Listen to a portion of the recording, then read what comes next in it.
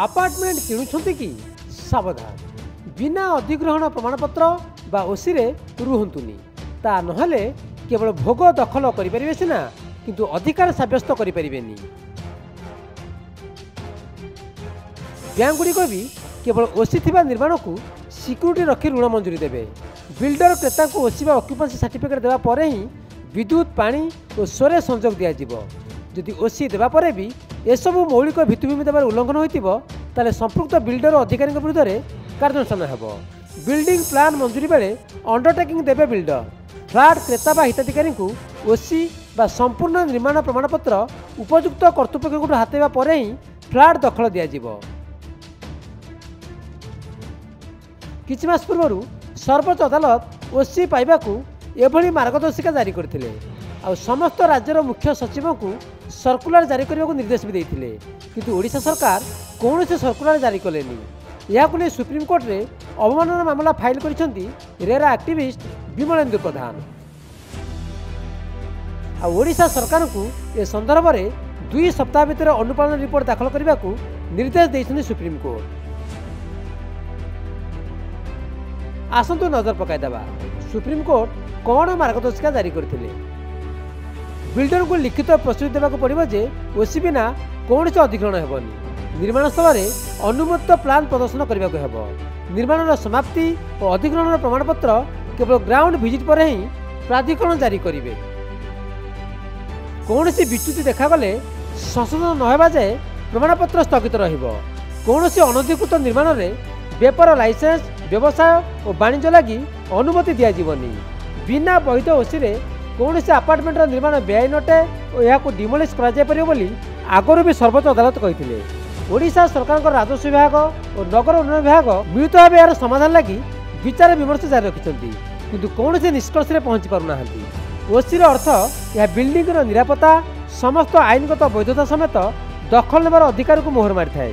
बिना ओसी रे apartment owners संपत्ति को वैध बोली प्रमाणित करने को हरण घणारे पड़ी था।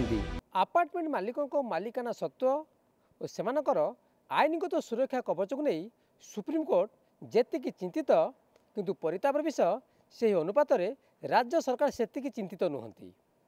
सेतिपई तो बिना ऑक्युपेंसी प्रमाणपत्र रहुथिबा अपार्टमेंट मालिक केमिति रिसेलिंग एवं मालिकाना सत्व जाहिर करिबारे असुविधा भोग करती ताकू नहीं सुप्रीम कोर्ट चिंतित थिला बेले राज्य सरकार ए नहीं आज कौन स्पष्टता रखुना बा कौन से सर्कुलर जारी करूना। तेज अपार्टमेंट ओनर्स को स्वार्थ भित्तिर उभय नगर उन्नयन विभाग और राजस्व विभाग मिलित भाव कि पदक्षेप नौचे एवं केभली भाव में सर्कुलर जारी करुच्ची तापर एवं नजर ओडिशा गवर्नमेंट कौन सर्कुलर न आसीथिबा जो गोटे कंटेम्प्ट केस फाइल है आ से कंटेम्प्ट केस शुणानी 22 तारिख दिन है जो कहुई 15 दिन भितर कंप्लायंस रिपोर्ट दाखल करने एटा ऑक्युपेंसी सर्टिफिकेट नथिले घर नहीं पारिबेनी इलेक्ट्रिसिटी लगी पारिबनी पानी किंबा स्टोरेज लाइन लगी पारिबनी किंबा सेही पर्टिकुलर प्रोजेक्ट घर जो जहार ओसी नाही तार ताकू कोनोसी बैंक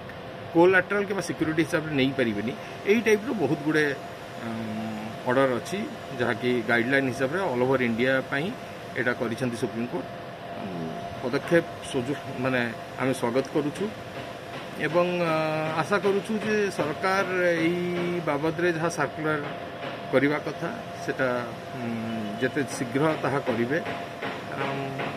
किछ दिन पर पुणी आउ थे शुणानी हम सुप्रीम कोर्ट रे आम आशा करूछु ये प्रॉब्लम टी जेते जल्दी होची सॉल्व होई लीगली वैलिड जहाँ लॉ हिसाब रे जहाँ ठीक से जिनस को करने को सरकार सब प्रकार पदक्षेप नेबे। बिना ओसीरा अपार्टमेंट रोचुवा लोके केमिति हंतसंत होती यार अनेक नजर रही। से क्रेता को केमिति बिल्डर नाना प्रलोभन पादे पकई पारे क्रेता अंध भाव अपार्टमेंट किणी फसंतुनी से स्पष्टता आने सकाशे सर्वोच्च अदालत जोर देउथला बेले राज्य सरकार कहीं ए दिगरे स्पष्टता आनिबेनी ताकू नहीं प्रश्न उठुची। बिना ओसी रे ना मालिकाना सत्व जाहिर करी होउची ना रिसेल करी होउची। रजिस्ट्रेशन और ट्रांजैक्शन समस्यार सम्मुखीन होती क्रेता। भुवनेश्वर प्रदीप नायक रिपोर्ट नक्षत्र न्यूज।